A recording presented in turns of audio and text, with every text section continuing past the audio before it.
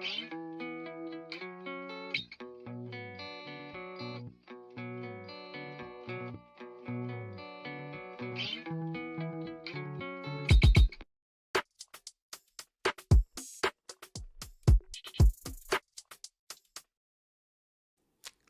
and welcome. I'm your host, Wimlu. This is the Raptors Reaction Podcast, brought to you by Betway for all your sports betting activities. Hit the QR code that you see here on the screen on the stream, or hit the link in the description to the podcast. Raptors lose 128-104 against the Milwaukee Bucks.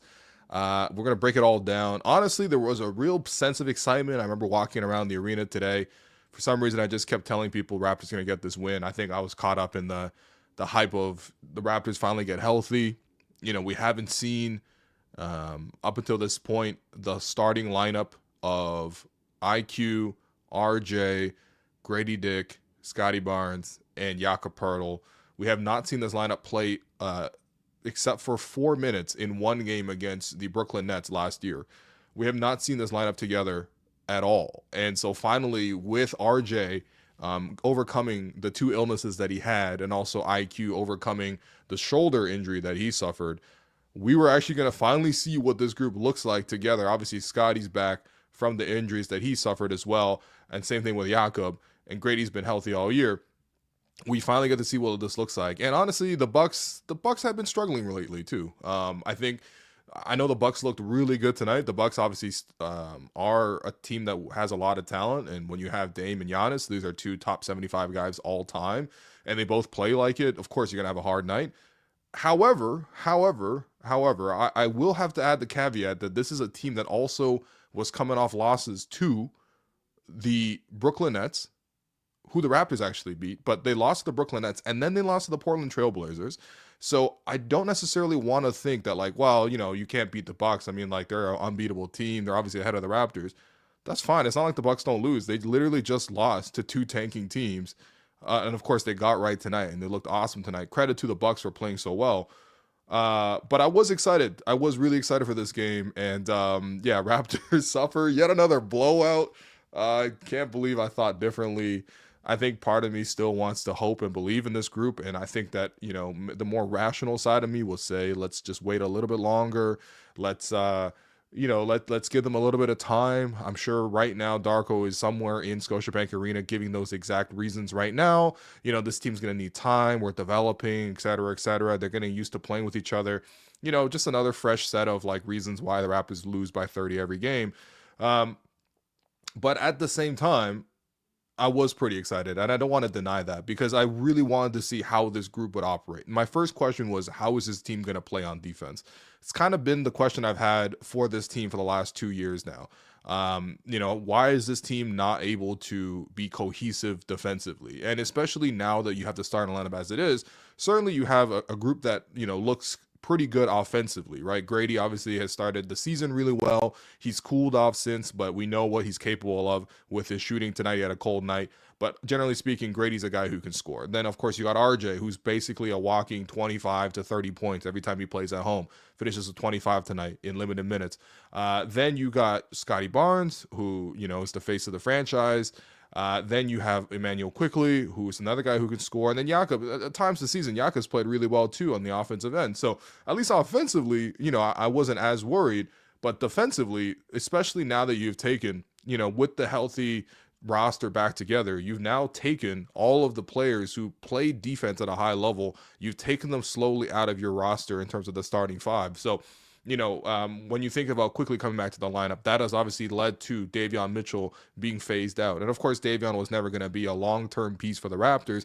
That was kind of just filler salary for the Raptors to get back. And another guy who's playable, good in the locker room, all that kind of stuff. I love that Davion always goes to 905 games. That's actually a really cool thing to show support to your teammates. But at the same time, you knew the Raptors weren't superly invested in Davion. However, they did start him early in the year, and that's a guy who played a lot of defense. You know, obviously Ochai, for the majority of the season, has started, I think he started every game before this one. He's been healthy too. He's been one of the rare players who's been available every game. He's been in the starting lineup because of the Raptors have always been suffering injuries to like RJ or Scottie or IQ. So he's been in that starting lineup. but now he's the last one sort of pulled away from this group. And of course, Scottie and Yak play the defense in the back line too. But yeah, the result is kind of, I mean, you kind of knew what was coming, and I felt like at the same time though, I was hoping for maybe something a little different from the group. I did ask Darko before the game, Ochai was your stopper in the starting five. Now that he's gone to the bench, who's going to step up and be that stopper for you in the starting five? And Darko's answer was kind of just like, yeah, I guess everyone's going to have to step up a little bit. It's not just going to be one guy. It's got to be everybody. Well, tonight it was kind of nobody outside of Scottie, who Scottie played a really good game. And we'll get to Scottie in a bit because I actually really, really like this performance from Scottie Barnes. I loved what he did defensively against Giannis Antetokounmpo. I love the fact that, he continues to hunt for the mid-range shot over top of the three. Maybe, honestly, he's swinging a little too far in that direction. But at the same time, I do like this approach of him being aggressive and looking for his shots on offense. But at the same time, when you look at the overall picture, the issues with this team are the same that have been for the last 2 years. They are just really disconnected defensively. They break down really easily. They don't communicate well. They don't get back well. They don't rebound well. They foul a lot as well, partially as a result of all of that. But they definitely don't defend. And obviously tonight, 128 points to Milwaukee. That's not even a surprise. Anybody could have told you that they were going to do that tonight. And then on the other side, they are really bad at taking care of the ball, and some really frustrating, untimely turnovers by the Raptors in this one. And I know I can already hear that, but they're developing. Will, you can't judge anything. They're developing. They're tanking. Everything is always about tanking. Never look at directly what's in front of you. Let's always look at the mysterious tank. Okay, we have to focus on that instead of the fact that this is a team now that has, in the 7 of their last games, has been down 20 plus. 7 of the last, and in no context, honestly, I don't care. I don't care what the context is in terms of the tanking, in terms of the players available, in terms of the age. No case of professional basketball is that a good thing, right? Like, it's a good thing maybe in the long run that they get more lottery balls because this team could show you some more talent. But at the same time, they are not showing you consistent habits and habits that are leading to future results that they will need in the future as well. And when you look at some of the turnovers, I mean, the Bucks the Bucks were good on defense, right? Like, the Bucks can be really good on defense. Some nights they're better than others, whatever. They're obviously an older team, but they can be good on defense. But some of the plays from the Raptors just didn't make sense. I mean, it just didn't make sense. And I think for me, when the game started getting out of control was when the Raptors started making some of these errors, and a lot of these were self-inflicted errors. I think at the start of the game, Raptors actually doing well. There's a play where Scottie had picked off Giannis at the perimeter. Giannis was trying to go between his legs. Scottie poked the ball free, got the steal, ran out in transition, and pulled out a windmill dunk. That was a huge play. It got the crowd fired up. I was fired up. Everybody in the building was fired up. It was, the Raptors were up like 3-4 points at that time. It was like 13 to 10 or something like that. As soon as that play happened, the Bucks went on a 15-0 run. On the flip side, what the Raptors did was, even though they got Scottie, RJ, and Emmanuel quickly back all at the same time, for some reason, all 3 of those guys were on the bench together at the same time. And then, of course, you had pretty much an entire bench roster with Jakob. I don't even know if Grady was out there. Probably not at that point, honestly. So it was like, I don't understand. I guess maybe early in the season, you lacked for creators. So, you obviously need to buy some bench minutes with some all bench groups. But now when you have all 3 guys back, we can't find a rotation that includes at least one of them out there to run the offense, even for developmental purposes. Wouldn't it be a good time to develop one of those 3 guys by having them lead a group rather than having none of those guys? Now, of course, I think you can always make the excuse and you can always make the reasoning. And the reasoning, even though there could be a reason, doesn't necessarily mean it's a good one. But the reason could be, well, we want the starting 5 to sort of play more time together to gel some chemistry. Obviously, they haven't played together. Then we need the bench to play together and get some gel and some chemistry. We're talking about gelling and chemistry. It's January. I think, honestly, you look at the Bucks, for example. Doc Rivers keeps it simple, right? Giannis on the floor. He goes to the bench. Dame's on the floor. He leads that group. Then Giannis and Dame play together, or you know what I mean? And they just do that through the course of the game until it's a blowout. And then it's like, fine, Bobby Portis, you can lead the offense, or, Ryan Rollins, you can lead the offense, and have the broadcast call you, Ryan Reynolds, which was probably the funniest moment of this game, was him getting called Ryan Reynolds and Jack kind of losing it a little bit. But yeah, like, you just keep it simple. Like, that's just just bare basics. And especially like when you have all three guys back, if that's you have to plan some sort of rotation when those guys are at least at least one of them's on the floor at all times. Of course, it does feel like that was the intended result because of the fact that, the Raptors went to it again in the second half too. It's not like in the third quarter they adjusted their rotations and kept one of their three main creators on the floor at all times. They still went to a pretty much an all bench lineup with I think Jakob again, or it might have been Grady, one of those two. But regardless, like you did see that, and I think that kind of like allowed the offense to really die down. The offense wasn't humming, so to speak, with RJ, IQ and Scottie in the starting lineup, but at least they were winning and they were doing a good job. Then when the all bench group comes in, then they start losing the game 15-0. It blows the game a little bit open. And then some of the mistakes just like look really silly. You know what I mean? Like I think at the end of the first half, right, when you had back-to-back possessions where it was supposed to be a play involving IQ and Scottie. The first one, Scottie was having the ball, IQ coming over the screen, right? The first time when they try to run the play with Scottie with the ball and IQ screening, the pass gets picked off by Gary Trent Jr., who was super handsy in this one in his return to Toronto. He picks off the play and he goes the other way for a layup. Also, by the way, I thought Gary used to miss transition layups. I guess now he's able to make them. But regardless, he gets the steal, goes the other way for a layup. Next play down, IQ tries to run a pick and roll with Scottie now.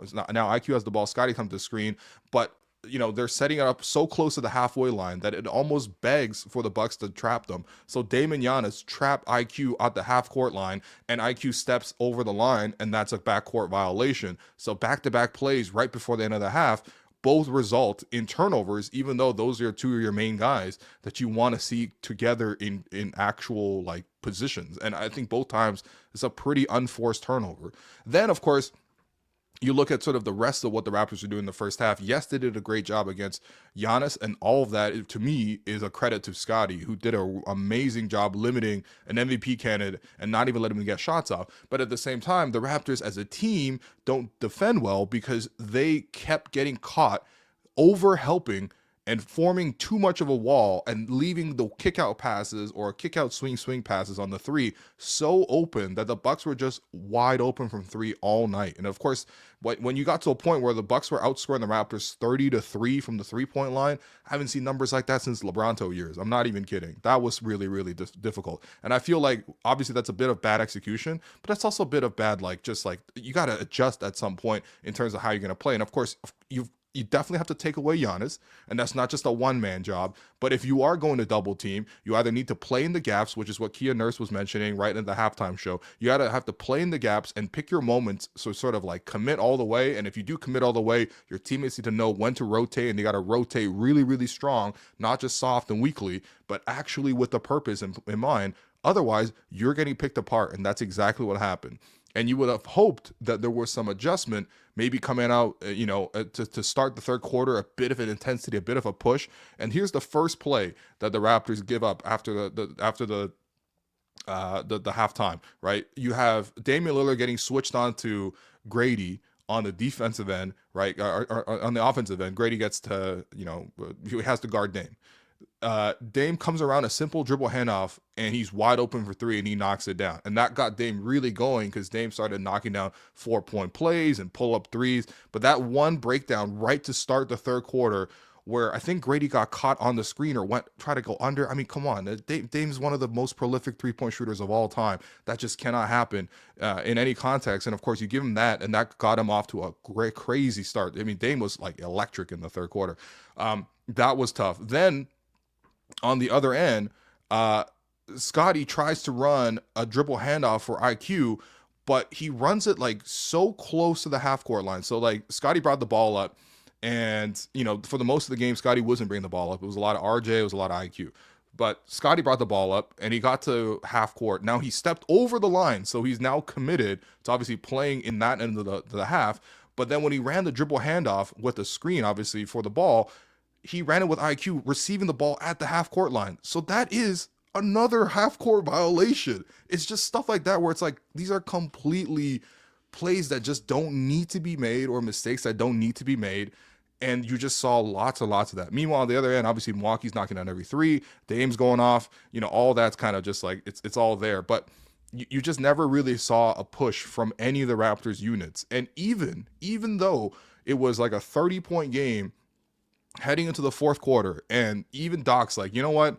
Yeah, I've been staggering Dame and Giannis, and that's what I should be doing. But I'm going to put both of them on the bench right now because we're comfortable. We're up 25. Also, Giannis, his hand kept bleeding because he got his finger caught in the rim trying to chase down against Scottie on a play in the first half. His finger just kept bleeding, so they obviously can't put him in the game when he's bleeding.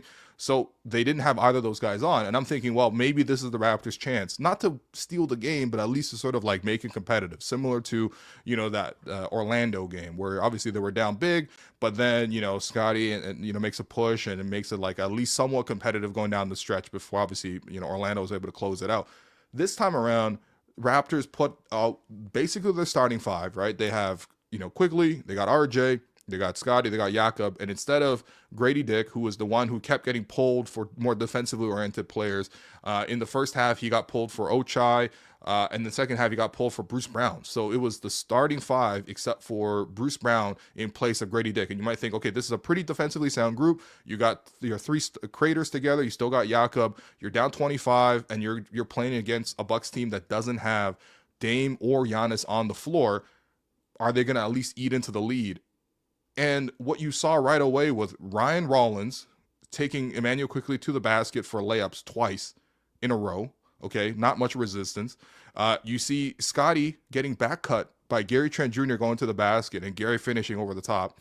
You see plays roll over on frustration on the other end. RJ taking it 1-on-2 in transition against Brook Lopez. That's not going to work. Obviously, it's just impatience really by the team. Then you see Scottie try to post up, fade away over a smaller defender rather than taking it strong to the cup, and that misses as well. And when you looked at it, that group, even though the Raptors had their main guys out there, their starters against Milwaukee's bench guys, who, again, not even Dame and Giannis on the floor, they still lost those minutes 16-11. And by the middle of the fourth quarter, Doc's like, I'm going to call the timeout for you so I can put my third stringers on, you can put your third stringers on, and we can just roll it out. Matt Devlin can talk about his cousin, Liam Robbins, who is playing on the Bucks, which I think is super cool. But we got that kind of talk. We're talking about dance videos. We're showing Doc Rivers bantering with Kayla and Matt about sort of their TikTok videos. That's what we get in the fourth quarter, right? It's that, and I don't blame them at all. I think the TSN crew did an amazing job of keeping it light, keeping it fun. That's what they should do. This is entertainment at the end of the day. But that's the job of the players, man. This was not it. And this just I feel like I've come on for 3 weeks straight now and just been like, this is not it. This is a real problem, and they are just continue to crater. And you can say patience, you could say this is going to work out in the long run. You can again tell me all this is pointless, it's all tanking, focus on the bigger prize, whatever. But again, this is a product at home. And you might say the Bucks are so good, how could you expect the Raptors to compete with the Bucks? I just saw this team lose to Brooklyn and Portland. Okay? Let's be serious here. Let's not just only look at, every excuse and reach for every excuse and just sit with the uncomfortable feeling that not only is this going to take some time, but quite possibly there might be some progress that is stagnating here. At the start of the season, I promise you the shows didn't sound like this, and the results didn't sound like this. And I know watching the experience of the games, they didn't look like this. A lot of games at the start of the season, Raptors were competitive. They were moving the ball. They were fun. They were fresh. Grady Dick was really a breakout star at that point. And they held leads against pretty good teams, and then they blew it towards the end.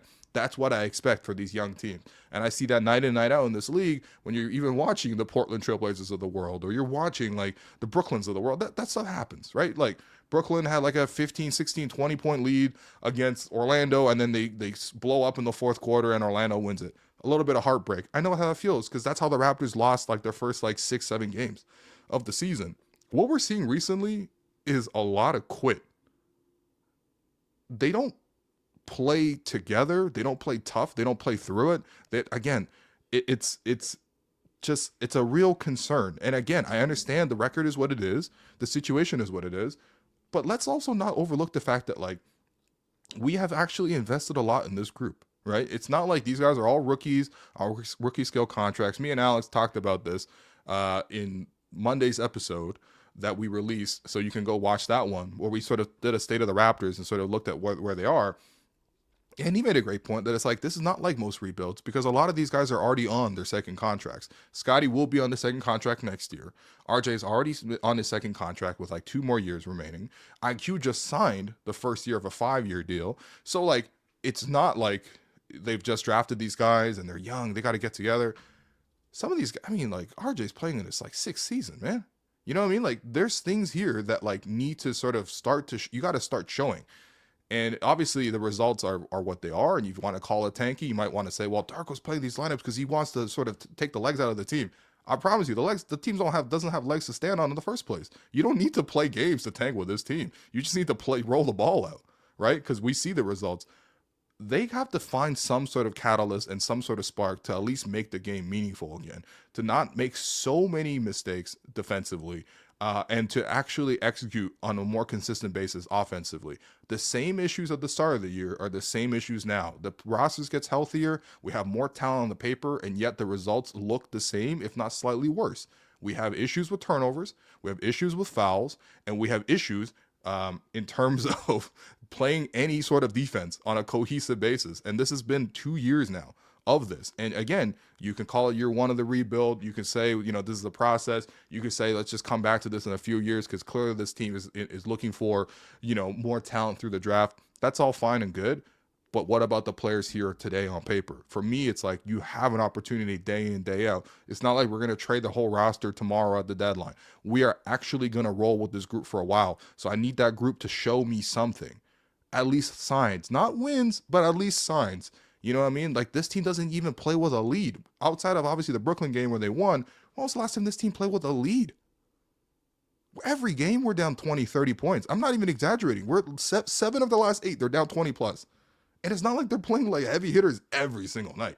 You know what I mean? So regardless, the good sign is we got RJ Barrett back. RJ, I thought, had a really nice push in that third quarter, really was able to score the ball very efficiently. RJ tonight finished with 25 points on 11 of 18 shooting. He took it to the rack really strong, drove it to the paint quite a bit. 32 minutes, apparently had a minute restriction. I mean, okay, fine. But like, regardless, I thought he played pretty well, especially on the offensive end. It was interesting to me that when the Raptors had their starting 5 out there to start the game, it was actually RJ who was initiating most of the action. You want to call that the point guard, whatever, but like, it felt like he was the one with the ball in his hands initiating. IQ was spacing off the ball, and then Scottie was spacing off the ball as well. They were involved in actions together, but RJ and Jakob seemed to be the central pick and roll pairing, and that seemed to be the main focus point, at least of today. I'll be very interested to see how that progresses over the course of the next 2-3 weeks. Hopefully we get a healthy run with these guys and you get to see a bigger sample. Again, you can always dismiss this as one game, even though I feel like that would just be willingly blind to this whole situation. But regardless, like, you know, that is something to track, and I'm curious to see if RJ is going to be the primary playmaker with this kind of group. I don't think that was the expected result. I think it probably was going to be IQ or Scottie that had the ball. I think the other positive to come out of this was Scottie Barnes and his defense on Giannis in particular. And look, I know that the Raptors defensively didn't do a great job around him, and I think that that's a big fault of everyone else. But in terms of what Scottie did, at least in the first half, his pressure and his defense against Giannis, his physicality, the fact that he blocked Giannis at the rim a couple times, the fact that he was able to pick him off one-on-one dribbling, the fact that he even took it to him a couple times offensively, that is what I love to see. You know, the Raptors have played Giannis for his whole entire career. I remember Giannis as a rookie coming in, and one of Giannis's really early games was him having to see, the Raptors blow them out by 50. And, that was the Bruno Caboclo game, which was fun, right? But we've played Giannis with every iteration of our team over the years, right? And I've always enjoyed watching guys go at him. He's obviously a really, really difficult guy. I mean, he was almost like the Wemby before Wemby in terms of just like that athletic, freakish alien, almost like attributes to his physique and things like that. But still seeing Pascal go at him, still seeing Kawhi go at him, still seeing DeMar at times go at him, and now seeing, Scottie sort of go toe-to-toe with him. It's always an anticipated matchup for me to see how it goes. And tonight I thought Scottie did an amazing job defensively, really, really took on the challenge, tried to set the tone for the whole team. I mean, he had the hardest assignment all night, right? Obviously, it's Giannis and Dame, in that order. And the fact for Giannis to only take 8 shots tonight with 7 turnovers, finish with 11 points. Yes, he had the 13 assists. Yes, he did a great job picking the Raptors apart with the shooting. I think he set up 10 threes out of his 13 assists, which is just ridiculous. Um, but at the same time, I think the on-ball defense, especially the effort that Scottie put in, was great. On the offensive end, I actually really love this type of attack from Scottie. He had 21 points on 10 of 18 shooting. Went 0-4 from 3, which obviously is not ideal. The 3 ball has just really not been there for basically the last month. It's been really, really slowing down here. I didn't get to the foul line much either, but he took a lot of mid-range jumpers. Now, obviously, it's a little strange because the start of the season, and I think maybe in the most part, we've seen Scottie try to really up his volume from 3 with the ultimate green light from Darko. Again, I got down to practice like a month ago and I asked Darko, Scottie's taking like 7 threes a game. Do you like this? And he's like, no, I don't. I want to see him shoot more. And then he started taking like 10 plus threes a game. But then this is also when everyone else was out and he was playing point guard and the offense just really, really died off. So then since then, he's kind of really traded those for mid-rangers as well. And, he's been really aggressive with those. I think it's even made it into the opposing team scouting report that, like, Scottie's going to take 2 hard dribbles and then turn over the shoulder and fade from the mid-range. So it's even starting to get picked up by the scouting reports too. But, like, he is at least looking for those. He's super aggressive looking for those. Anytime he got a switch, he's taking guys into the post. Gary, Ryan Rollins, all these other guards that he had, chances to sort of go at those guys when he got the switch on the bigger players like a Bobby Portis, who I don't even think is bigger. He probably just, it's probably the same size, to be honest. But Scottie was really aggressive from the mid-range. Took it to the cup a couple of times, got assisted at the rim a couple of times. You probably would have wanted to see more than 2 free throw attempts. And I do think that maybe taking the mid-range does sort of take away a little bit from his aggression of going all the way to the cup. But ultimately, as long as Scottie shows me that aggression to score, and he certainly has shown a good touch from mid-range, whether that's along the baseline, whether that's from the elbows, I like that shot for him, and I think that they can keep using it, especially now that you have your starting backcourt back now with guys like IQ and RJ and even Grady, who can all create some offense for their own. On the perimeter, the balance needs to come from him in the mid-range or working in the paint. And so I actually really like this. I love this performance from Scottie. I mean, he started breaking down. I wouldn't say he had a good fourth quarter either. He made some mistakes. But again, like, I think he really tried to set the tone. It just wasn't nearly enough. But when you hold Giannis to 11 points, that's super impressive, regardless of sort of what the ultimate result is with the rest of the team around him. What didn't work today, I thought IQ really, really struggled, didn't score in the second half. He had 11 points at halftime. I thought he was playing okay in the first half. He had to guard Dame as well. Dame obviously goes with 25. That's a pretty normal game for Dame. But, like, I didn't think IQ was aggressive enough with his offense. I felt like there were lots of opportunities for him to potentially shoot, and he just wouldn't sort of like pull the trigger. I don't know what it was, but it felt like he was turning down some pull-up opportunities. I feel like those should really come to him a little bit more freely than they do. Obviously, he's trying to set the table and sort of get the team going, but only 3 assists tonight from IQ. Obviously, he had to share playmaking with RJ and Scottie, but it's not like IQ didn't have the ball. I just didn't think he made a big impact on that front. Grady was really, really cold. He was breaking everything. Darko did pull him with the starting lineup. The only reason Grady got to 27 minutes was because he played with the third stringers at the end of the game. They kind of just try to balloon up his stats a little bit, get him some confidence. He knocked down a couple threes eventually, but he was really, really cold. And then defensively, he was getting worked. I mean, that just happens. The second unit, I mean, Jacoby got 2 buckets, but he was also the last guy to sub in. Raptors are kind of running an 11-man rotation right now, or 10-man rotation. He's the 10th guy. Mobo got some time in garbage time, but he wasn't really in the initial rotation. Kelly continues to just look really ancient physically. He just looks like he's off balance. He looks like he's, unable to jump. Even when he should go up strong at the basket, he's turning around, fading away, and stuff like that. It's just a lot of stuff with him. Looks physically related. Like, there's a real decline there. Bruce Brown really struggled in general, but it's just Bruce Brown. I mean, I'm not that surprised. Ochai, I feel bad for him in one sense because he had held it down as a starter all season, and he's been one of the nicer developmental stories as well. But at the same time, we also know that he's not on the same level with some of those other guys. However, he is willing to do some of the dirty work, but he got sent to the second unit. He still played a lot of minutes tonight, though. His defense is always going to be needed, and that's what he kind of provided tonight. Offensively, though, he couldn't really provide. He had a breakout dunk. That's it. Jamal Shed took some aggressive threes. It wasn't great there, but ultimately moved the ball well, took a charge, moved the ball, stuff like that.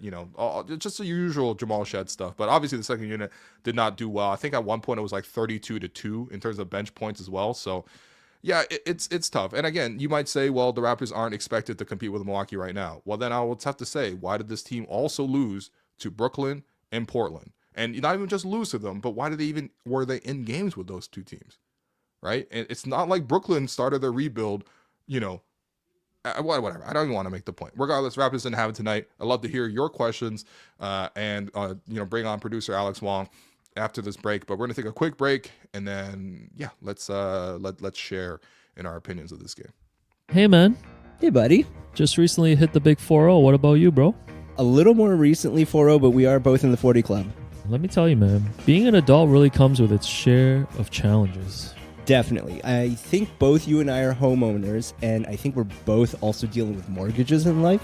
Yeah, man, mortgage rates, choosing the right terms, dealing with paperwork, it can be really overwhelming, I still don't know how that works. Well, listen, that's where our friends at Dominion Lending Centers come in, man. They make the whole process simple and stress-free. Whether you're renewing your mortgage, hunting for the best rates, or if you just need advice, they're here to help, bro. You know what? I am looking for that advice, and I think that's why I'm going to visit www.dominionlending.ca. Yeah, man, www.dominionlending.ca. Take the guesswork out of your mortgage and step into financial confidence with our friends at Dominion Lending by our side.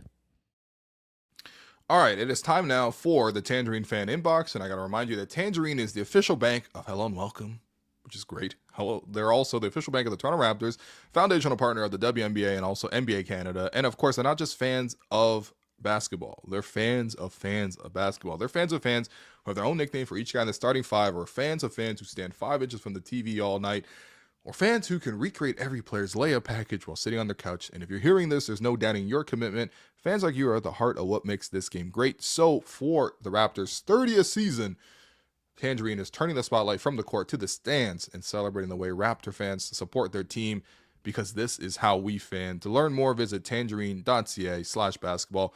All right, Alex, come on the stage here. Let's take some questions. What's going on, dog? Yo, what's up, man? Just been okay. Turn that mic down, please, just a little bit. Just been chatting with all the people in the chat about wrestling for the last half hour. Sick. So, Okay. Let's see. Basketball question for you. What do you got? What do you got right now? First one from Jack. Do you think swapping Grady and Ochai would help with the poor defense in the starting lineup and lack of offense off of the bench? Yeah, Alex, what do you think? It's pretty troubling that after every game we get questions about swapping people into the starting lineup. You know, we just got healthy. Shouts to BBQ coming back. Unfortunately, this team is getting cooked every night, they are just barbecue chicken. No, man, you got to keep Grady in the starting lineup and just let him figure it out. Like, play some defense. Can someone on this team just play some defense? Can 5 guys on this team play some defense? Why are we giving up open threes all the time? I think that's the next question, actually. So that's a great way to answer it. I think, why is the solution? I feel like this is, not to be an old head, but why is the solution always just to swap the guy out and let the other guy? Like, no, man, you got to fight through this adversity and figure it out. Like, if Grady wants to be a starter in this league, he got to be better at defense. There we go. You know what? Enough said, man. Enough said. I like that answer. That's really it. I know this is something that we talked about even before the season. There was a video where I think I made about who should be the Raptors' 5th starter, and we went through a couple of different options. And obviously, Grady was the favorite there. But the other alternative, the second option, was Ochai starting. At that point, Ochai wasn't even breakout like he is now. But I mean, obviously tonight it didn't really make that much of a difference, but I do think in general, that's why I started with that question today too, is Ochai was your stopper, you took him out of your starting 5, who's your stopper now? And his answer was everyone's got to step up a little bit. I mean, that just means you don't have a stopper. Well, also too, who's more important to the future of this team? No offense to Ochai, I know he's been, developing well, making some corner threes this season, but Grady's clearly more important to this team. I agree. Than Ochai. Yeah. So play some defense. I don't know, man. I'm tired of this some team. Damn defense. No, but defense is effort. Defense is effort and attention to detail. Shooting might be a skill. Defense is effort. You know what I'm saying? Yeah. Whatever. Next. We should let you make you do the react pods, man. Nah, please don't, man. Last time I did one of these, we had to switch jobs. Oh yeah. All right, next one. Here, I'll read it. Question: how would you guard the pick and roll and DHOs? They always result in open layups or threes. I think there's just a lot of frustration in general about the team's defense. Like, so how would you fix it, coach? First off, one of the issues with the Raptors is they just don't have a lot of switchability. They don't have good players. Oh, okay. No, like you could neutralize a lot of pick and roll or dribble handoff by switching. I think especially you see around the NBA, you look at the Celtics, for example, they do a great job switching. Yeah. OKC does a lot of that too, right? So you don't have a lot of switchability on this team because there's a lot of mismatches to cover for. You definitely don't want Grady, for example, in the game against Milwaukee, ending up on Dame or ending up on Giannis. So, a lot of actions geared towards those. You got to keep them sort of on their assignments. And of course, you need great rotation sort of behind them and great team defense behind them. I think in general, their communication sucks. Like their communication is so bad. It feels like screens are getting called out. They're not called out in terms of like what coverage they want, what kind of like positioning to take. They're consistently wiped out on screens. The only guys I feel like on this team that get through screens are Jamal Shed and Davion Mitchell. And Davion not even playing these days. Like great, we got two guys that can fight through screens, is what you're telling me. We have two guys who can fight through screens on a team that can't even switch ever, okay? Oh my Then, God. of course, when it comes to sort of like, these sort of mismatches and stuff like that, you clearly, obviously, you need Yak in the paint because he's the only guy that provides some layer of rim protection. Him and Scottie Barnes, you need them in the paint. But of course, if you're going to have Scottie also be the designated stopper on a guy like Giannis, for example, in this game, well, then you're not going to have him leave Giannis very often, are you? Right? So, like, if anything, you need somebody to come over and help Scottie against Giannis. But then at the same time, Scottie's also one of your it's him and Yaka, basically, are the only two guys who make any sort of effort helping at the basket. You know what I mean? So my point is, I think the defensive personnel is quite limited. But to your point, some of the stuff can be better. The communication just needs to be better. The focus needs to be better. And the execution needs to be better. And of course, if they give it up, they got to give it up. But you got to give up something, right? You're, in a game like this today, you basically said, we're not going to give up Giannis going to the basket, so we're going to give up open threes. That's the same thing that they did against Milwaukee, or that against Orlando. Remember the Orlando game? It was the same deal. They come out, they're like, oh, man, we're going to shut off the paint against these guys. And then Orlando's like, okay, cool. We'll just walk into wide open threes and we'll blow you out. It's the same thing. We actually saw the same game. And it's maybe more understandable when it's Giannis. It's not understandable when Milwaukee comes or when Orlando comes in with their third stringers and they still walk you on your home court. Yeah, I have a question actually as well. What's up? Did Giannis's pinky stop bleeding yet? What was he bleeding on everyone? Well, More blood in the Raptors game than on Raw tonight. Oh man. Sorry, it's a very wrestling friendly chat tonight. It's all good. We could talk wrestling too. No, you can't. Yeah. There was a play where Scottie was out in transition and he got to the basket and Giannis was really trying to sort of chase back and hustle on defense as he always does, and he caught his finger on the rim.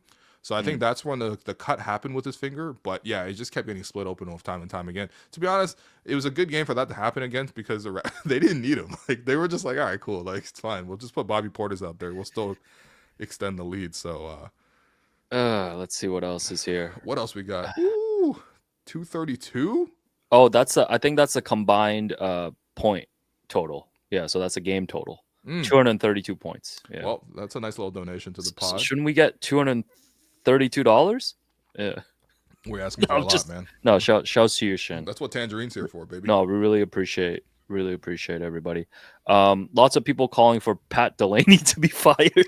Yo, this is my favorite. It's always a problem when you start learning assistant coaches' names, because like Pat Delaney, I guess, is the anointed defensive coordinator. Yeah. So yeah, he has surpassed Darko in the chat for person they most want fired right now. Okay, this is the thing with the Pat Delaney thing. Is like,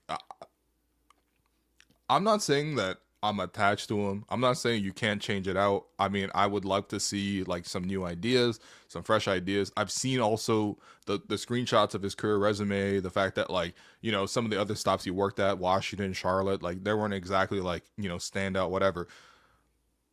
But this might be the first time where I'm like, they're so keyed in on the assistant staff and just looking straight past the top man. I'm sorry, man, but It's not just Pat Delaney runs the defense and Darko just sits back and is like, yes, I'm going to say yes to everything this guy says about the defense. That's not on Pat Delaney alone, man. And honestly, like, if you have issues with how the Raptors played on defense, you got to look at the top. Not only in terms of the front office bringing in poor defenders who obviously need time to grow and develop, or honestly just don't have a lot of like, trajectory defensively or potential defensively or physical capability defensively or aptitude defensively, but you also have to look at the coach. It's not on the assistant coach, man. What are we doing? We just throwing an assistant coach to the wolves. Like, well, this is the same thing as like people asking for like, brother, swap out Grady because he's like a turnstile on defense. It's the same thing like on the coaches. Like, we can't just ask for Mike Brown to come in after every loss. It's like, yo, Darko, you got to get better.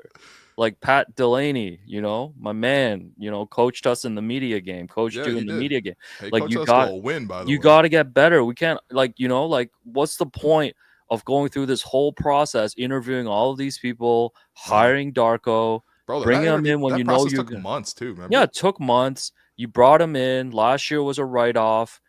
This year he's supposed to be like instilling some stuff into this team. Like you got to just do it. Like you just got to do it. Like, what are we doing? Yeah.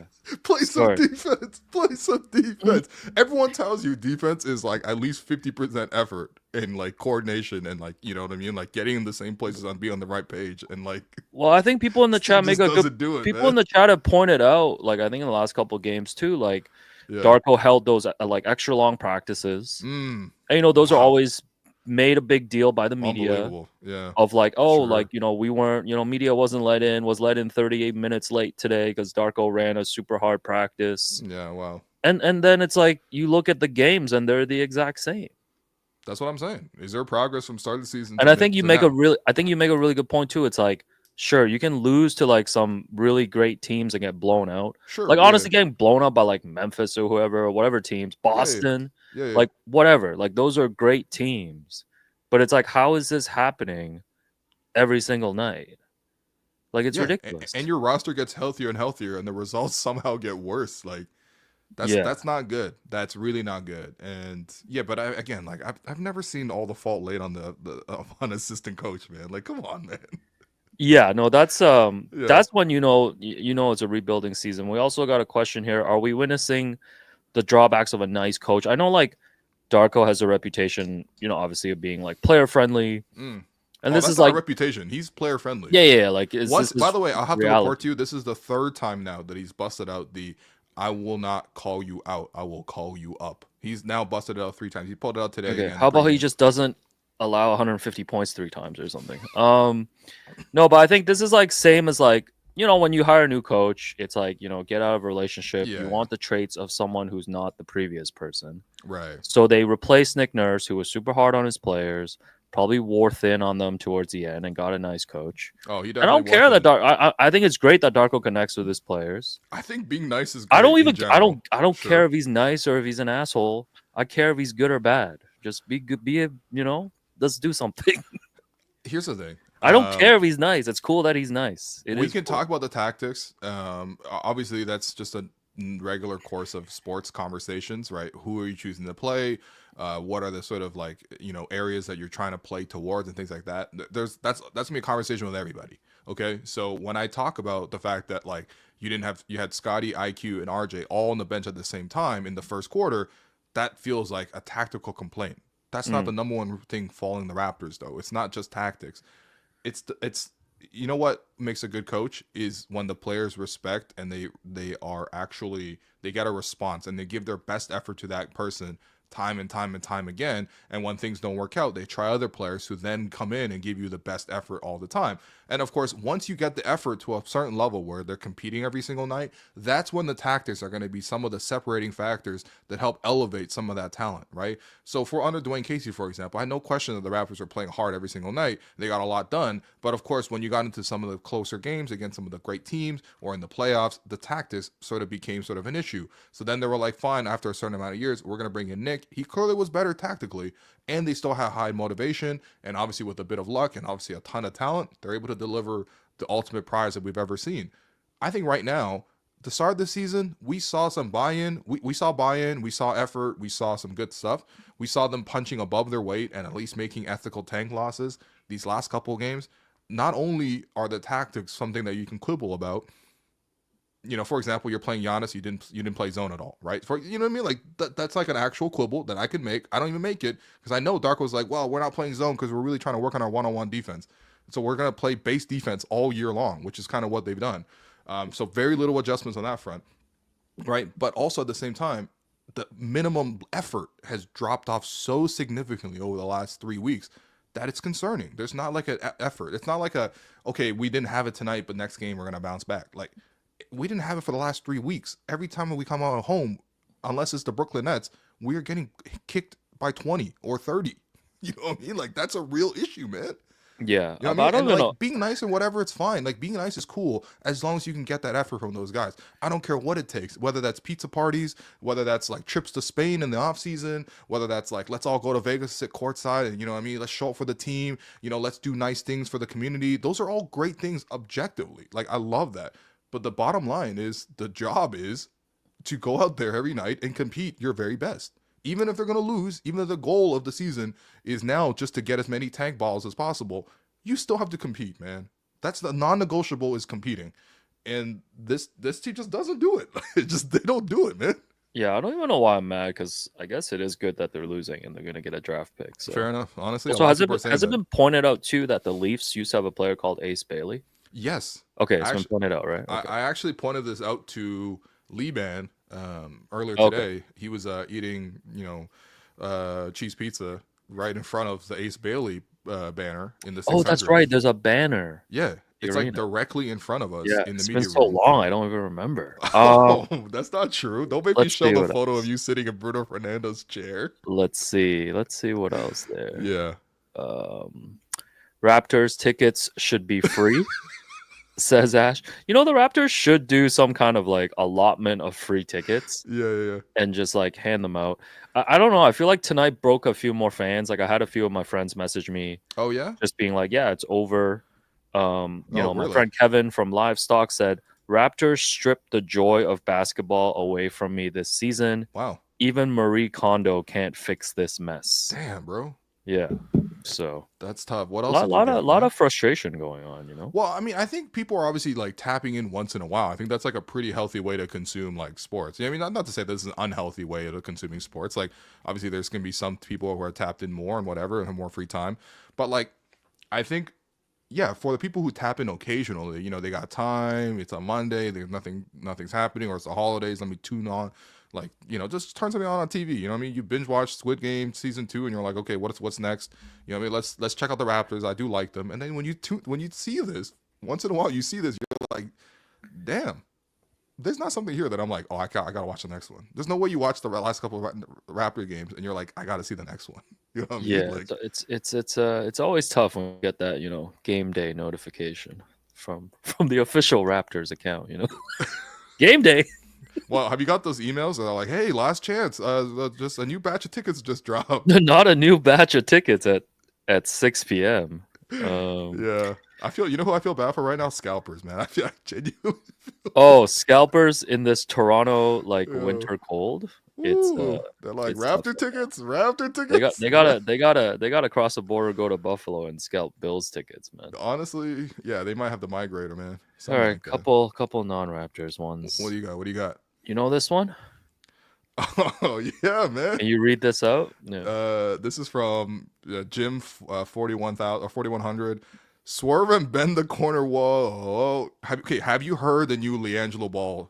Yeah, so this popped up because Single. I was talking to the shouts to the people in the chat. Yeah. I finally listened to the Jello Ball song. Yo, what do you think about Jello? I was trying to understand. I was asking people in the chat, like, why is this such a big deal? Like, is this a hot, like, can you explain this to me? Like, why is this the hot song right now? Okay, so I think it's a combination of things. And again, like, trust me, I'm not Asian Anthony Fantana or whatever the hell Wait, his who is name that? is.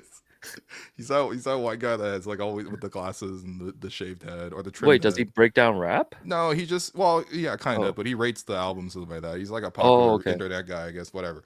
All right. Obviously, I'm not a rap, connoisseur or anything like that. Yeah. Between the two of us, you're certainly way more of a rap connoisseur. Yeah, I've seen no this doubt, no man. doubt, no doubt. This man Yeah. was listening to Method Man. He was wearing Method Man, listening to Method I'm Man listening to yesterday at Mobb poker. Deep all winter, man. Mobb Oh, Deep is the man. best winter music. Yeah. Okay. Well, I mean, what's a Mobb Deep song again? Like Shook Ones Part 2, Okay. God Part 3. But does Okay, this yes, song the Jello Ball. does this Yeah. song hit for you? It does hit in the sense that for me, Okay. I think it captures a couple of things. Number one, you just don't expect an NBA player to make a good song, right? We've seen a long history of NBA players Yes. trying to make rap music I in mean, particular. AI 40 bars was pretty good, but David Stern stepped in and I believe like suspended AI. For rapping? Are you Oh gonna man, suspend a don't man look up. for a Everybody hobby? look up the lyrics to Allen Iverson 40 bars, man. It was not good. Okay, fair enough. Okay, it might have been some explicit content, but it's also rap. Like, what do you want? You know what I mean? Yeah. But yeah, I think the general bar is like NBA players rapping. You're like, oh brother, like Dame Dollar wants to rap. It's like, oh brother, like I'm not trying Yo, to hear remember this. when Dave Dollar used to do Freestyle Fridays? Yeah, And everybody in Portland's like, can you just win us 50 games and get past the first round? just put the first round loss in the bag, bro. It's like, holy. So you don't expect, first off, NBA players to make actually good music, and I think this is actually like fun to listen to. Right. I think the other part is it's starting to become like it's a bit of a meme in the sense that like everyone's sort of attaching onto this song and Yeah. really gravitating towards it. I think what's really impressive about this song though is it's straight out of 2005 and it is Okay. 2025, and I don't think I've heard music made in this specific style since like people were doing like burning CDs and stuff. You know what I mean? Like Oh, okay, so this this is is like a like LimeWire classic right here. oh, this is like taking you back This is like to like a taking you back. particular era. Like Okay. if you play this for like, I guess like your dad or whatever, or somebody from like, who Yeah. tapped out into popular culture a while ago, Yeah. they'd be like, oh, is that Nelly? Like, you know what I mean? It sounds Right, almost like a right. Nelly track in a way. So Because I don't know. it's fun, man. It's I fun. I didn't actually get like the it. track. I guess I'm an old head, you know? You a bit of an old head. Someone says I listen to the playlist they play at SVP. Yo, this is honestly the type of song I want to hear at SVP. So Oh man. shouts to Jello Ball. Chris Willis, how many sugars in Alex's coffee? I usually get a triple from Tim Hortons. That's what we need from Jakob Pertl to lose by 5. That was the Marc Gasol signature stat line in the bubble, baby. Oh Triple. my god. And one ripped jersey. That's What that's else? actually like. Do you just not like the taste of coffee? Like, why do you have 3 sugars in it? I don't know. I don't drink that much coffee Fair in enough. general. I think I drink it more for fun than for what do people drink it for? Like caffeine to wake up? Yeah.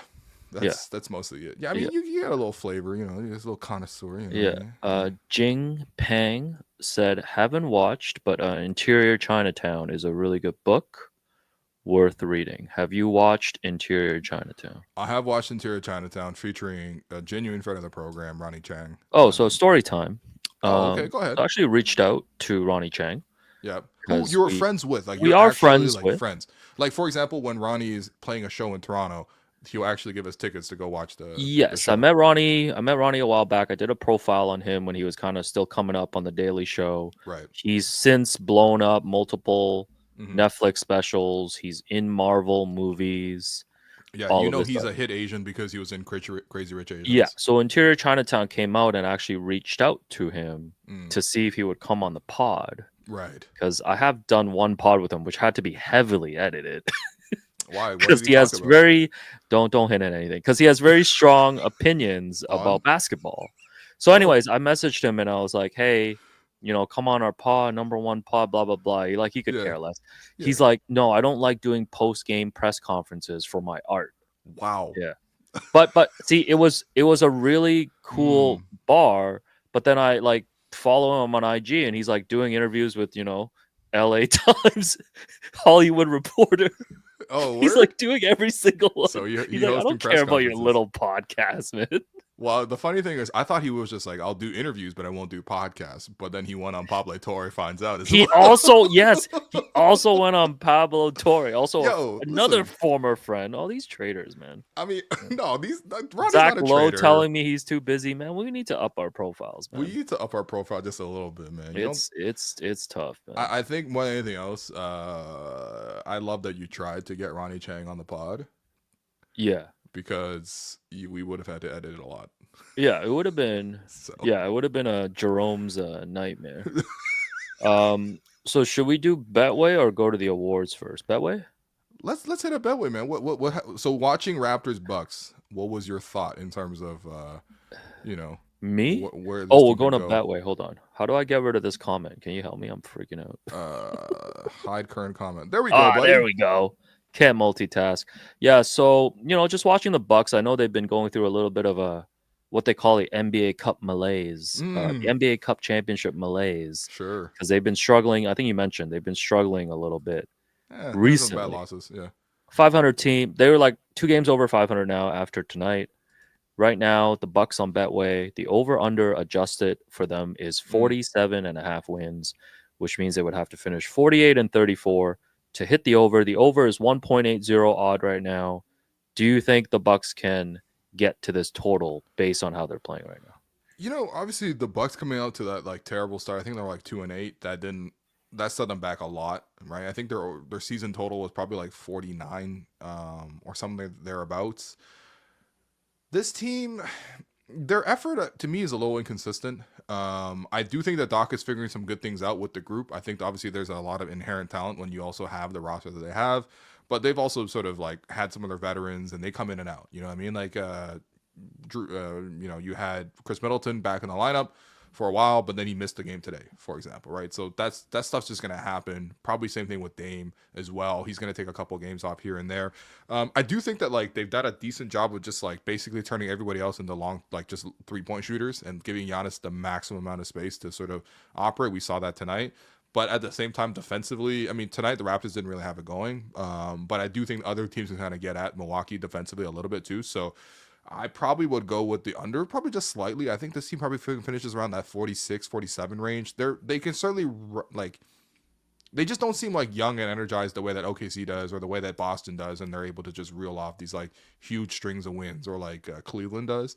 So, but at the same time, there's still a lot of quality here. We know that. Yeah, well, if you want the under too, I think the odd for that is 1.75 on Betway. So make sure you hit the QR code below and get all your basketball betting needs from Betway. There we go. Yeah. Shouts to Liam Robbins. Did you know that was a player? Liam Robbins. You know what? Liam Robbins was actually knocking down a lot of threes before the game. This is a 7-footer. Oh, this is okay. the guy who came in. Wow, you actually have a report. God damn it. This is what I do, baby. This is actually what I do. But I got there, before the game, watched him. Yeah, he was knocking down some threes. And this I knew about him because Matt Devlin was talking about him. This is when we were having our little coffee together in Montreal. Oh, okay. Back in the halcyon days of Montreal training camp, which was beautiful. Wow. Remember when you were in the Mile End shopping with Jerome every day? Yeah, I was not going to the plateau, et cetera, et cetera. But like this season has plateaued. Yeah. We're cratering. But yeah, Matt was actually telling me about, Matt's got a really athletic family, man. And he's got he's got some sons that are playing like, minor league hockey. Yeah. No, Matt, the Devlin family is a problem athletically. Oh yeah, they're all over sports, man. And of course, like this is obviously like incredible that he has a nephew that is now playing in the NBA. And of course, like whatever, obviously he's fighting to get a more permanent spot, but to even get to this level is super impressive. And honestly, even for Matt, like that's got to be such a cool moment to see like actual blood on the court, you know what I mean, for on his side. So we saw some actual blood on the court. Remind me to never ask you about a random NBA player again, I guess. Okay, sorry. By the way, I saw a few people ask in the chat about threatening aura of what happened to the Norman Powell interview. So it is coming. We made what happened? We made a double producer decision to put that out when Norm and the Clippers come to Toronto. When is that? In February. In February, bro. Oh, my Clippers blew the lead at Minnesota. Oh man. Oh no, you believing in the Clippers backfired again? No way. No, just give Kawhi a couple of games, man. If IQ needs 10 games, Kawhi needs 5. Big. Big Y, man. All right, Okay. Couple awards. things before we go. Oh, okay. I actually wanted to just pass this along. So RJ Barrett spoke post game. One of the quotes he said was, quote, "Tonight wasn't about figuring each other out. We just didn't play hard enough, top to bottom. It's on everybody." He also said, you know what? It's what did he say here? Yeah, tonight I don't think it was about us getting used to each other. I think we just didn't play hard enough, top to bottom. Got to figure it out. Just playing hard, man. Just being that team that we were. I feel like we didn't have our fighting. We didn't have our fight tonight, so that's disappointing. He said it's okay if you lose a game that you fight and you played hard and you gave it all you could, but I don't think we did that tonight. So I think that's a disappointing part about it. So I actually, you know what? We've seen this. We've also seen obviously Scottie say that this was unacceptable after the Raptors sort of lost their previous games as well. Of course, you don't see these on YouTube unless the Raptors wins. That might be the most shameless part about the whole thing. No comment. Yeah. They don't put them on YouTube until they win. If I say anything, no comment. Yeah. Come on, bro. No comment. Just put the interview up, man. Incredible. No, man, we got to move nuts. on. No, Okay, it's anyway. like the great Brian Windhorst said, actions over words. So like it's cool that all Sure. these players are talking about it, but let's Yeah. let's actually show it on the court. Right. The other part that I got to pass along, this is from Michael Grange. Official announcement forthcoming, but it appears that the Raptors have indeed waived Bruno Fernando, whose contract would have been guaranteed if he was on the roster come Tuesday. Expectation is the Raptors will keep the roster spot open and use it on 10 days in the short term. And I will always remember Bruno Fernando for two things. Number one, for dunking all over Giannis Antetokounmpo in the first game against Milwaukee. That was actually a really cool highlight. We watched it at Greta, I believe. We did watch it at Greta. That was a really fun time. And of course, we'll also remember it from Alex, bro. Look at you. Oh, what? Whoa, Oh. you threw you put this up? You Yeah, man. produced? Yeah, man. Yeah. For people who are listening to the pod or, just on the podcast version, I'm showing an image of Alex sitting in the Raptors locker room at Bruno Fernando's chair. Yeah, I've You been in had a the lot whole of team, by the way, to choose from, by the way, in the locker room. Yeah, you could have sat at any chair. You chose, you gravitated to I've Bruno. accomplished a lot of great things in my career, and this is not one of them. Okay. This is- Yeah. And to be clear, this was because there was a Bell gaming night, and as part of that night, we were given a chance to tour the locker room. Trying to get me not Okay. suspended. This is not anything else. We did I not don't want use our no media access emails for or this. text messages tomorrow from We have the nobody. receipts for all over the place. I But don't shouts to want Bruno no Fernando. messages from anybody. You have a favorite Bruno Fernando memory after he's been I cut? mean the Clippers game when he went Super Saiyan at the Intuit Dome. Yo, that was Super Saiyan was he like had a really this- nice he stretch. had a good fourth quarter. He did. You're right. Yeah, so he had a really nice stretch there, but I mean, I don't know. I don't think anyone was super impressed with him, like when he got a lot of minutes early in the season. I mean, this is just the honest evaluation. Fair enough. And Yeah, so best of luck to Bruno. Hey, Yeah, seems like a great culture guy. Seems like everyone loved him when the Atlanta Hawks were in town. Every member of that Hawks team came over and gave him a huge hug.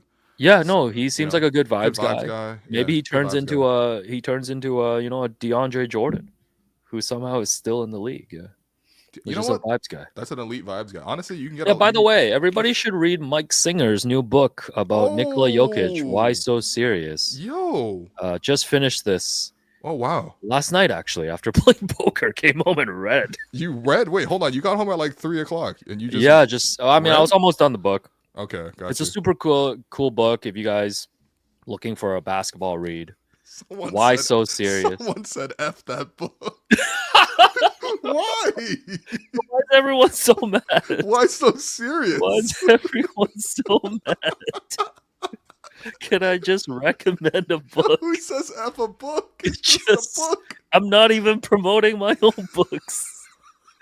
I'm just trying to let you guys know there's a lot Oh, of great goodness. there's a lot of great shout outs to Yo, Reginald. Reginald, bro. You Reginald, killing us, man. right? Shout You out to you, killing man. us Guys, right yo, get now. this book off my screen. I want to read. It's No, if you 2025, guys- yo. There's a lot of great details because like Mike traveled to I guess Sombor, Sombor, Serbia, which is baby. which is where Jokic is from. Got a lot of great details about him growing up and all of this stuff. Someone said they're downvoting me. It's Reddit. What's going on, man? I'm getting run out of here. Someone said the cover is trash. Yo, why are we The roasting the Yo, book? what is wrong with you guys? What happened to don't You know judge a what? book Then by just its cover? slip the hardcover off like I usually do, Oh yeah, and just read it blank. you gonna take off the book condom? How Yeah, could you? no, like just read a book without the cover. This is what I like to do when I'm in public, so it doesn't look like I'm trying to show off. Like, oh, he's taking the young university line, reading "Why So Serious?" Yo, Not this, a basketball head. this man trying to hide his curiosity over Sombor, Serbia. Someone said burn that book. Guys, Yo. Why So Serious is a great book. Check it out. Yo, that's So, crazy. there, Someone that's said my- people who read books with the cover is low key flexing. Yeah, so this is just I don't know, man. Check Hey. out the book. Hey, by the way, speaking of books, Yeah. Mirren Mirren Faders, Faders, Dream. We actually did a great interview with Mirren when we were in LA. Yeah. Again, just a beautiful time to be in LA. Raps are competitive. Yeah, so Um, my nephew read Mirren's previous book about Giannis, and it Wow. was his favorite basketball book. And Mirren was kind enough to send him a signed copy for Christmas. Yeah, so That's amazing. so That's amazing. yeah, Because Mirren honestly, does, in Mirren does many- not listen to this, but shouts to Mirren. No, but seriously, no. Mirren Fader is one of the best writers in the game. Someone's like, "Why so seriously boring? Someone said, Why "Oh, is this book getting roasted like this?" Yo, I don't even know Mike Singer, man. Leave him alone. Reginald's like, that book looks better. yo, it Yo, does." Reginald is classic judge a book by its cover. Someone said, "Damn, Oprah's book club over Yo, here." I didn't know books Getting would roasted spark. for reading is crazy. Yo, I did not know books would spark such controversy, man. Someone said we You- peddling books like an evangelical infomercial. No, but you guys want Pat Delaney fired. You guys argue about Scottie Barnes all the time. I never All see you guys day. go over the line. Bro, Scottie played well today. What No, are you but the- arguing about? But the minute we put two books up, we're getting run out of town. This is a very Someone said, terrible "Save the indictment. trees." Yo. This is a terrible indictment on society. You're right. You're right. You're right. Yeah. Anyways, Goodness, man. to the awards. To the awards, your 3 stars from this game. First star is going to Scottie, 21 points, 5 assists, mostly for the defense against Giannis. That was legitimately good. Second star, I'm going to give that to RJ, 25, 9 rebounds, 5 assists. Love the fact that he said this is unacceptable post game. I mean, they got to play harder. That's all we said. And then your third star, I mean, brother. I wouldn't say this was a strong game from Jakob either. So IQ struggled, Grady struggled, Jacoby. You know what, Jacoby Walter, a little up fake and one finish in the fourth quarter to cut the lead to 42, 8 points. Jacoby, buddy, you are gonna be the third star tonight.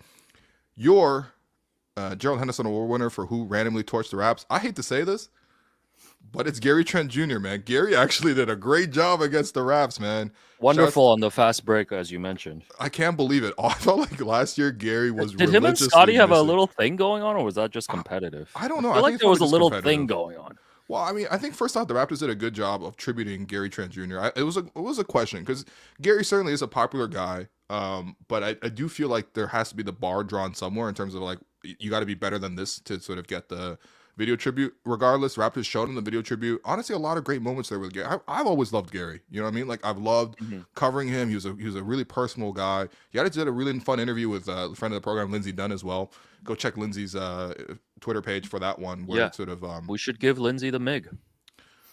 Okay, let's do that as well in a bit. But Sorry, my bad. But Gary, you are the Gerald Henderson Award winner tonight, and it was great seeing you back at the arena, taking pictures with fans, stuff like that. 17 points, 3 rebounds, an assist, 3 steals for Gary Trent, 6 of 9 shooting, 3 of 5 from 3. Actually outplayed Grady and and Ochai, who kind of took his spot. But whatever, it's fine. It's fine. He just left to go to the Bucks on the minimum, unfortunately. But finally, your most important guy, of course, is brought to you by Greta. Greta Bar YYZ is located at 590 King Street West. They're a great place to go pre-game, post-game, during the game to watch all your favorite sporting events. And of course, if you get bored with the sports, you can take the games to your own hands by playing some air hockey, playing some Pop-A-Shot, playing some Mario Kart. It's just a great place to go. It's the number Mario one Kart, barcade in baby. the city. Exactly. I know you love Mario It's Kart. me, Luigi. I Okay. don't know what's with my energy today.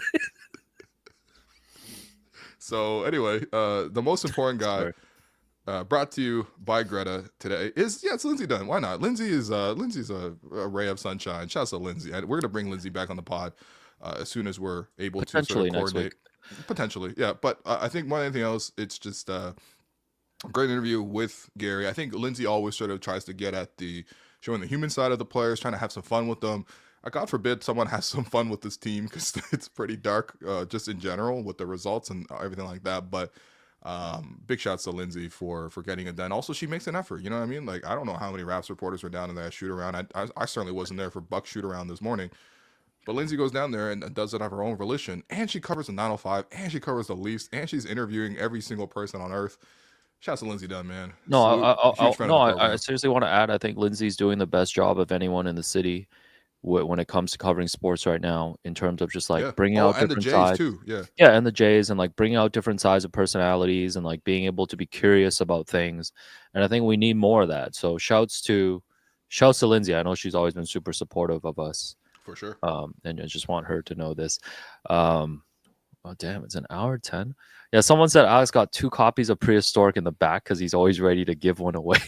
No, one is, I don't know why I'm talking about books nonstop. This guy but got one to rock, one to no, stock. No, one, that promotion is over. Okay. I got one is my base copy, whatever you want to call it. Like, it's a copy I keep. And the other copy, I had all of my friends sign it when I had like one of my like 9 like book launches or whatever. So that's why I have 2. Why am I so defensive about books right now? Someone said librarian. I'm recommending another book. Oh, Loose Balls by Terry Pluto? Loose Balls by Terry Pluto is my favorite basketball book ever. So there you go. Yeah. It's the oral history of the ABA Basketball League. There's some great stories in here. Yeah. Inspired me to write all of this. Oh, wow, man. What else we got, man? We doing book hour? I don't know, man. This ain't book talk right now. We want to do some book talk? Hold on. Let me tear down the set right now, man.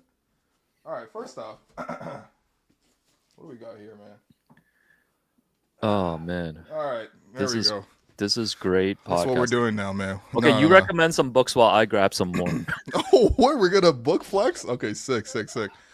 All right, everyone, obviously go get a copy of Prehistoric, available now in paperback. It's been available for 2 years now, but Alex really spent years of his life getting this thing done. If you want a free signed copy, just let me know. I will get one from Alex and hand it out, because Alex is pretty generous, too, with the handouts. But, Prehistoric, honestly, it's genuinely an amazing book.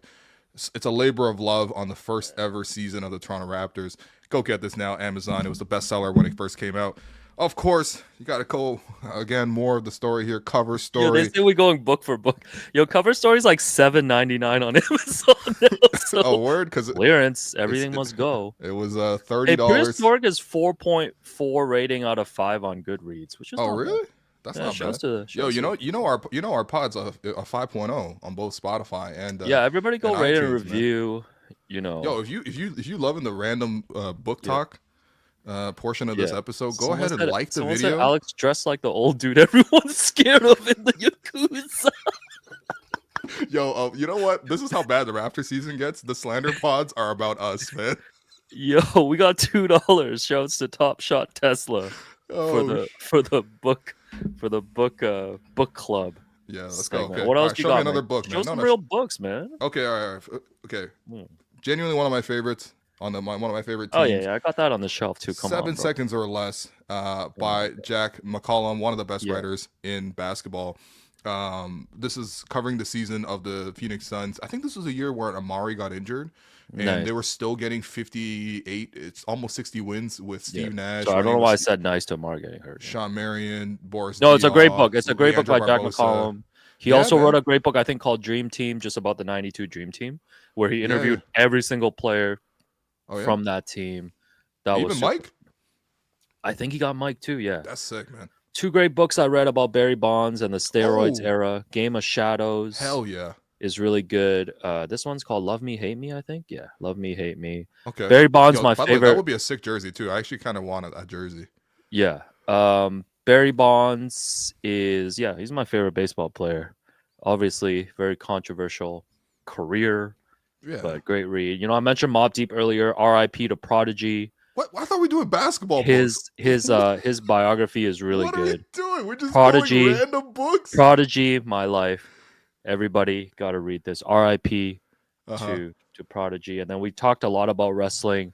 Sure. Rise and Fall of ECW is a great wrestling book. Mankind's biography is great as well. So there we go. I'm trying to make a goal this year of trying to read 3 books a month. That's so 36 books for the year. That used to be totally doable and totally normal, and now we make fun of books, which is crazy. Yeah. So Tanking to the Top by Yaron Weissman, I think honestly very timely read for the Raptor fan right now, because we're not nearly as dysfunctional as the Sixers, especially at this time. I don't think any team will ever be, really. Yeah. But this is the at least the tactics, the tanking, all these things that went on. Certainly can be very relevant right now. Another funny comment here. This is from the Taylor Vault. Bonds got a bigger head than Will, which that's honestly, Bonds. It's close. Yeah. Because I got that 7 and 7/8. That's the hat size, but I feel like Barry was a solid 8, man. Yeah. Someone said Mobb Deep was at the Phoenix recently. Yeah, I was at that show. Yeah. Shouts to Havoc and a Big Noid. Who else was at that show, Alex? Don't say it. Don't say it. Oh yeah, don't worry about it. This I don't even have the cover anymore, but everyone knows the Jordan Rules by Sam Not Smith. The Jordan Rules. Wow, what did you do? Google best basketball books? What are you gonna do? Tell me to read the breaks of the game? What if I told you should read Phil Jackson's The Last Season? Oh no, not. Oh, at least it wasn't 11 Kobe. rings. He slanders Kobe. Yeah. Oh my god. Yeah. All right, I think that's enough. I was gonna pull my Grantland volumes 1 to 3 off the shelf, but no Bill Simmons glazing for today. Here, man? Oh, Kitchen Confidential. You know what I mean? Come on, I got Bourdain up here too. We can go Bourdain for Bourdain if you want, man. What else do we want to do, man? What's the other? Damn, man. Oh, what's this other one called? Uncut Raw or something? A little Ernest Hemingway, you know what I mean? Snows of Kilimanjaro, you know? I'm not with that. If you like books with no adjectives. Yeah. No, you're a well-read dude, man. What else we got here, man? Excuse me while I kiss the sky. Jimi Hendrix. Oh, biography. damn. Actually, you're really a fun. well-read. I didn't know dude. his dad grew up in he actually grew up a time in Vancouver or something. Oh, really? I'm only through the first 10 years of his life, basically. I bought this book called just Hong Kong, about the history of Hong Kong, but I'm never gonna read it. It's 650 pages. Well, I just want to learn about the history of my life, I guess. What else we got here, man? Bliss Montage by Ling Ma. Remember Ling Ma? Come on, Oh yeah. Ling Ma was a big pandemic. Someone said, "Pull out the Clifford the Big Red Dog." Yo, why is the chat so funny about books? Can one of you name one book that you like, just so I know that people read? I mean, if you don't read, no judgments. Yeah, The Road, Cormac McCarthy is good. Come on, man. Recommend a book. Read a book. Nah, man. White Album, Joan Didion. Come on, man. I also just have all 42 volumes of Dragon Ball Z. Oh, hell yeah. Yeah, then these are originally from Hong Kong and stuff. So yeah. You gotta keep a little mix. Get some manga and graphic novels in there. Some manga. Yeah. All right, man. I think that's it. Oh! How could I forget the book that you got me for my birthday, Evan Mobley? Yeah. Mobley. Yeah, Evan Mobley book on Amazon. You can basically find any book on Amazon about any player. By the way, I'm not gonna lie to you. I don't know Jackson Carter. Do you know Jackson Carter? No, I do not. Yeah. I did read a couple pages of this book. By the way, the book is only a couple pages, just like how, you know what I mean? You look at this, man. Come on, that's a pamphlet. That's not a book. That's a brochure. Yeah, Boomtown is a great basketball book. Yeah. Why are people saying Art of War, man? Not Art of War. And 48 Laws of Power. Not things I read in first year university and realized I was a loser. You want me to show you Communist Manifesto after this? Not Malcolm Gladwell, The Tipping Point. Oh man! I've been trying. Not Outliers. I've had this book for a while. Jailblazers. That's tough. It's a really long book. Tough. I haven't read it yet. So that's tough. I gotta dive in. Apparently, there's a Jailblazers documentary coming on Netflix. So Wong. That actually would be kind of sick, man. We're gonna hear from Bonzi Wells. Yeah, I think Rasheed Wallace, Damon Stoudemire, and somebody else are like producing it. So they're working on it right now. So all right, man, we gotta wrap this up. Thanks everyone for listening. Raptors lose again. I'm Raptors, by the way, not next last two games comment. against the New York Knicks on the road, and then a second half of back-to-back against Cleveland. Yep, I'll be on at least one of those. So Goodness. I think the rule should be if they get blown out, then you can just go off the rails or wrap it up in 20 minutes. I don't know. We already pulled out the books tonight. I don't know what we're gonna do tomorrow. But thanks everyone for listening. This has been the Hello and Welcome podcast.